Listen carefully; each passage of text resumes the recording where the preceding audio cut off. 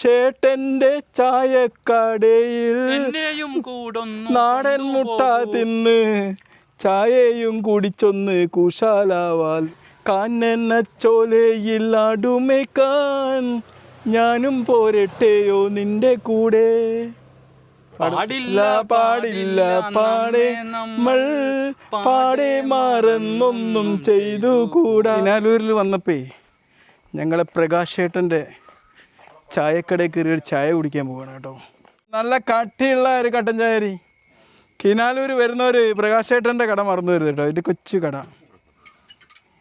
എല്ലാ നാടൻ വിഭവങ്ങളും ഇവിടെ കിട്ടും. ഇപ്പം അവിടെ ലൈറ്റ് ഇല്ലാന്നുണ്ടല്ലേ പ്രകാശേട്ടൻ? ലൈറ്റ് ഇല്ല അല്ലേ പ്രകാശേട്ടൻ?